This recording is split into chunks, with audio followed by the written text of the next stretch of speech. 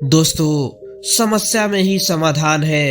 ये एक ऐसा मंत्र है जिसे हम सभी ने कहा है या सुना है, लेकिन क्या ये सच है? बहुत से लोग समस्याओं के सामने खड़े होकर बस इंतजार करते रहते हैं, आशा करते हैं कि समस्याएं अपने आप हल हो जाएंगे। ये एक सामान्य सोच है कि समस्या से बचने का सबसे अच्छा तरीका है कि हम इंतजार करें और उम्मीद करें कि समस्या खुद ही ठीक हो जाएगी। लेकिन क्या ये सच है? क्या वाकई मुश्किलों का सामना करना और उनसे निपटना इतना आसान है? इस वीडियो में हम बात करेंगे कि समस्याओं के सामने खड़े होकर इंतजार करना सबसे अच्छा विकल्प नहीं है। हम आपको सिखाएंगे कि समस्याओं का सामना करना उन्हें हल करने का सही और प्रभावी तरीका है। इस वीडियो के माध्यम से हम सीखेंगे हमारी मेहनत, समर्पण और सही दिशा में कदम बढ़ाने से ही समस्याएं हल हो सकती है। अच्छा, तो इस वीडियो को अंत तक देखें और सीखें कि समस्याओं का सामना करना और उन्हें हल करना ही सच्चा समाधान है। तो चलिए शुरू करते हैं। दोस्तों, बहुत समय पहले की बात है। एक राज्य का राजा बहुत चिंतित था क्योंकि उसकी पत्नी का जन्मदिन नजदीक आ रहा था। यूं तो कहने को वो राजा था, लेकिन फिर भी उनके वैवाहिक जीवन में हजारों प्रकार की समस्याएं थी। परंतु राजा जन्मदिन पर अपनी पत्नी को एक ऐसा उपहार देना चाहता था जिससे उनके जीवन में जो दुख है वो कम से कम उस दिन के लिए दूर चला जाए। वो अपनी पत्नी को खुश करना चाहता था, किंतु आपने देखा होगा कि ये काज बहुत ही मुश्किल है, क्योंकि हम आज तक किसी को खुश नहीं कर पाए। हम चाहे लाख कोशिशें ही क्यों न करें, लेकिन हम कभी किसी को खुश नहीं कर पाते, क्योंकि ये खुशी हमारे पास नहीं है और ना ही सामने वाले के पास है। तो जो हमारे पास है ही नहीं, वो हम किसी और को कैसे दे सकते हैं? अर्थात अगर आपको किसी दूसरे को खुशी देनी है तो सबसे पहले आपको खुश होना होगा। अर्थात वो खुशी आपके पास होनी चाहिए, तभी तो आप किसी और को खुश रख सकते हैं। एक दिन राजा ने सभी दरबारी को दरबार में उपस्थित होने का आदेश दिया और साथ ही सभी मंत्रीगण भी वहां पर उपस्थित थे। तभी राजा ने सभी से सुझाव मांगा कि आखिर वो किस प्रकार अपनी पत्नी को जन्मदिन पर खुश कर सकता है। आखिर वो उन्हें कैसा उपहार दे जिस कारण राजा की पत्नी खुश हो सके। वहां पर उपस्थित सभी लोग अपने मन की बातें राजा से बताते हैं, परंतु राजा को वहां पर उपस्थित किसी भी व्यक्ति का कोई सुझाव पसंद ही नहीं आता। एक दिन संध्या के वक्त राजा अपने रथ से कहीं जा रहे थे। तभी रास्ते में उसने एक बहुत ही सुंदर मूर्ति देखी। वो मूर्ति बहुत ही सुंदर और आकर्षक थी। उसे देखकर ऐसा प्रतीत होता था मानो उस मूर्ति में जान हो। उस मूर्ति को देखकर राजा बहुत प्रसन्न हुआ और वो तुरंत ही मूर्तिकार के पास पहुंचा और राजा उस मूर्तिकार से कहता है, तुम तो बड़े कलाकार हो, तुम्हारी मूर्तियों में चांद नजर आता है। ऐसा प्रतीत होता है कि तुम्हारी मूर्तियां जीवित हैं। हम तुम्हारी इन मूर्तियों को देखकर बहुत प्रसन्न हुए। हम चाहते हैं कि तुम्हारी सारी मूर्तियां हमारे दरबार में शामिल हो। वो मूर्तिकार बहुत प्रसन्न हुआ, जैसे उसे कोई खजाना मिल गया हो। लेकिन तभी राजा ने उस मूर्तिकार से एक और बात कही, देखो, मैं चाहता हूँ कि तुम मेरे दरबार में शामिल हो जाओ, किंतु उससे पहले तुम्हें हमारे लिए हमारी रानी की ऐसी मूर्ति बनानी होगी जिसे देखकर वो खुश हो जाए और अपने सारे दुख दर्द भूल जाए।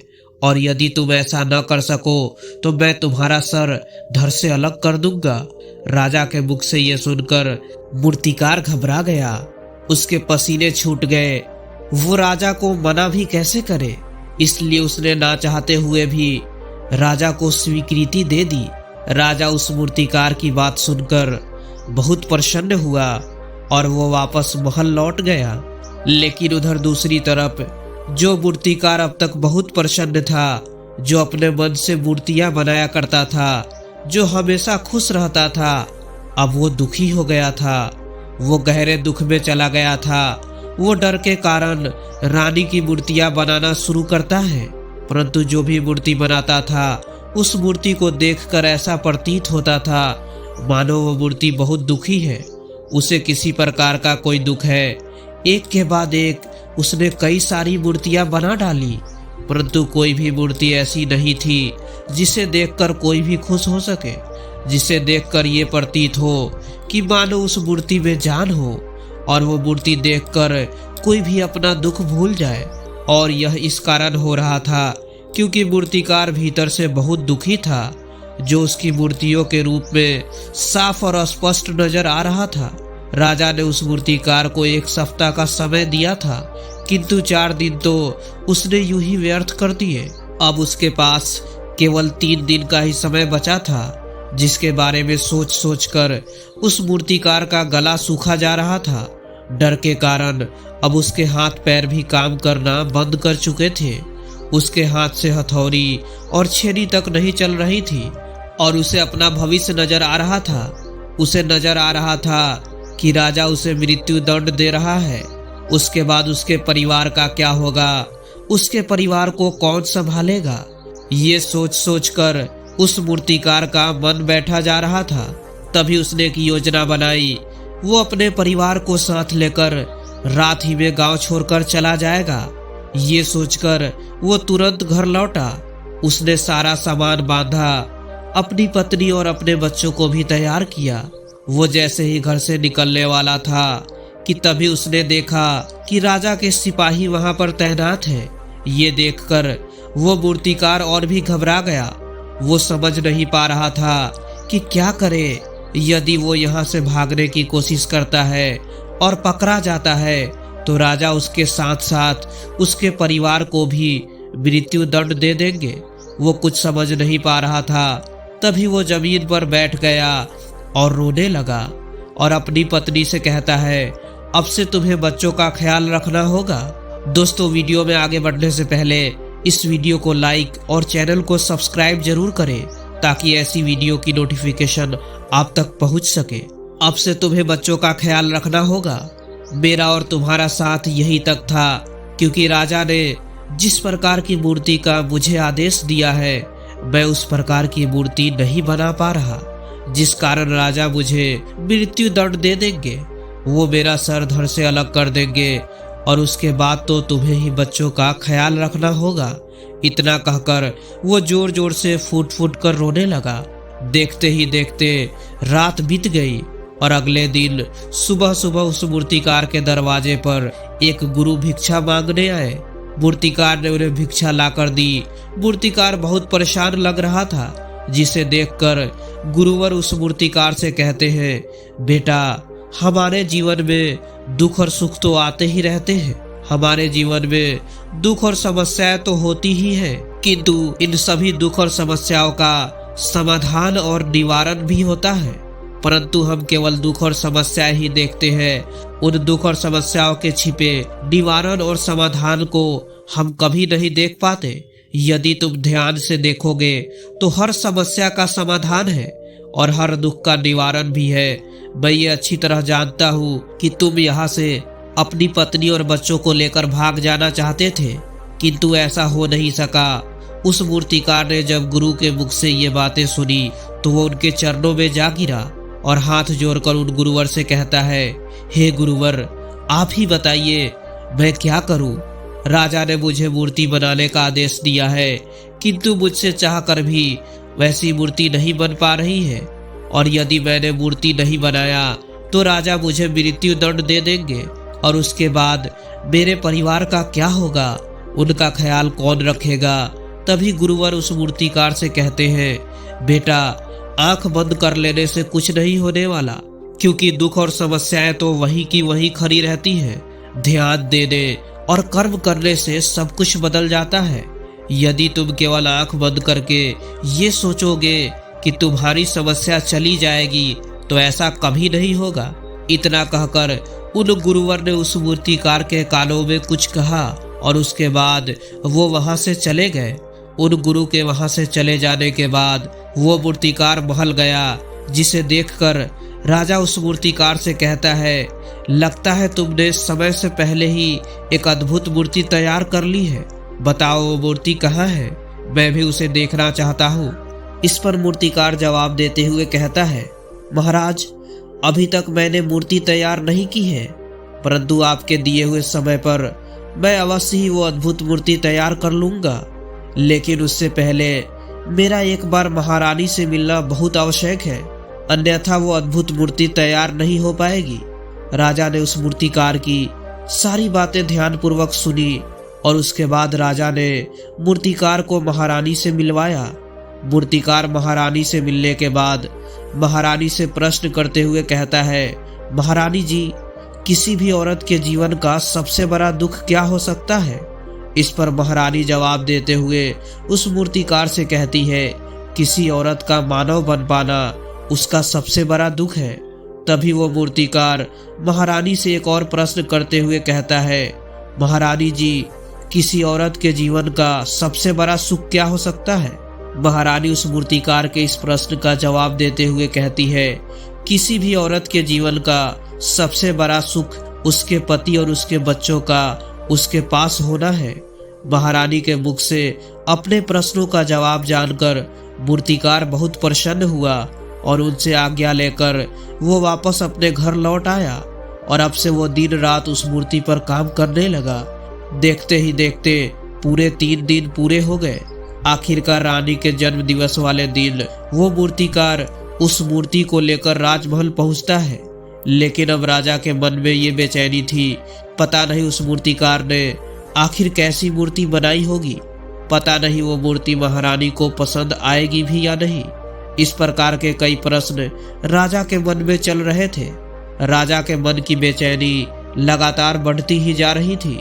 लेकिन उधर दूसरी तरफ राजा को उस मूर्तिकार पर पूर्ण विश्वास भी था, क्योंकि राजा ने पहले ही उस मूर्तिकार के हाथों की कला देखी हुई थी। इसलिए एक तरफ उनके मन में ये भी विचार चल रहे थे कि उस मूर्तिकार ने जरूर ही अद्भुत मूर्ति बनाई होगी। वो मूर्ति सफेद कपड़ों से ढकी हुई थी।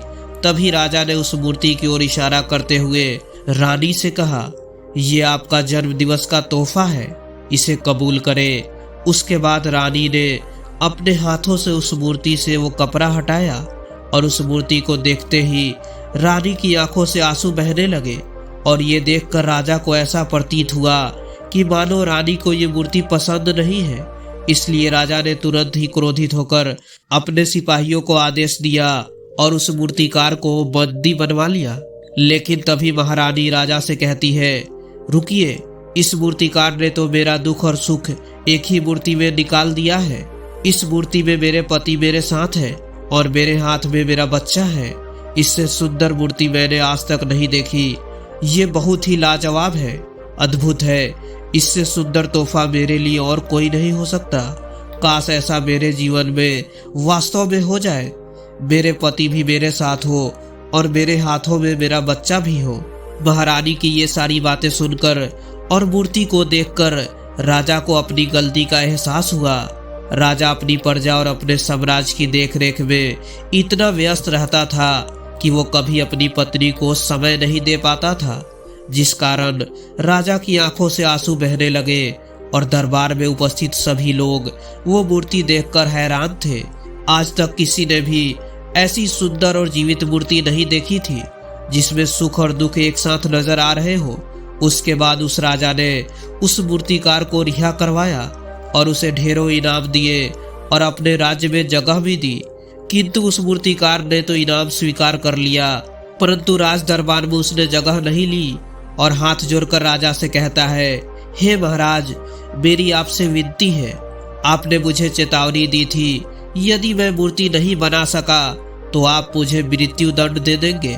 किंतु मैं आपसे बस इतना ही कहना चाहता हूँ, हम में से चाहे कोई भी प्राणी क्यों ना हो, सभी के प्राण उतने ही कीमती हैं जितना कि आपका या महारानी के हैं।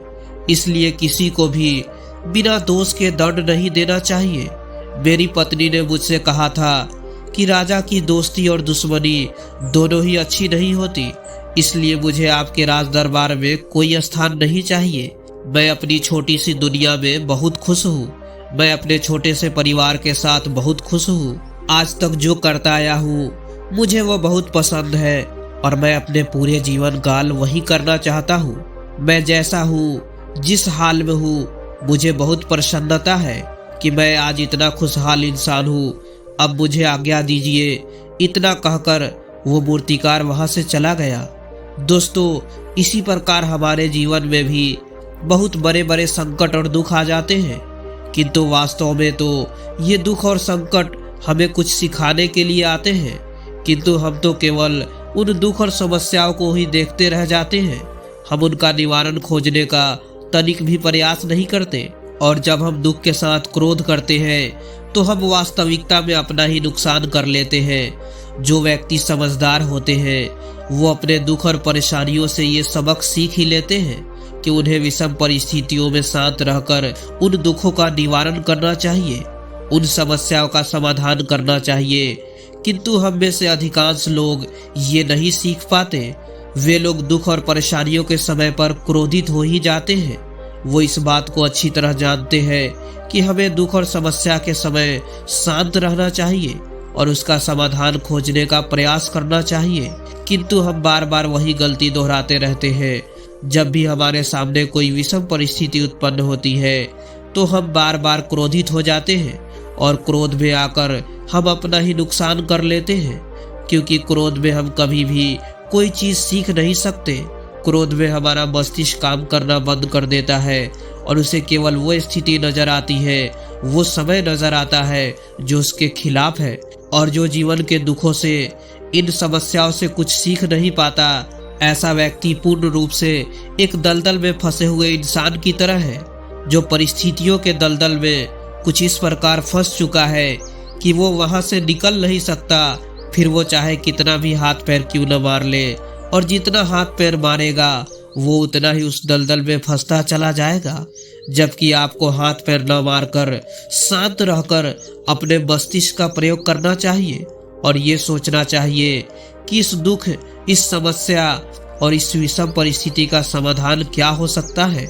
किंतु आप तो अपने आप को पहले से ही दलदल में डाल चुके हैं और ऐसी स्थिति में आप बाहर निकलने के बारे में ना सोचकर लगातार और हाथ पैर मारकर आप अपने आप को उस दलदल में और भी नीचे डुबाए जा रहे हैं। तो ऐसी स्थिति में आप भला उस समस्या, उस स्थिति का सामना कैसे करेंगे, वहां से बाहर कैसे निकलेंगे।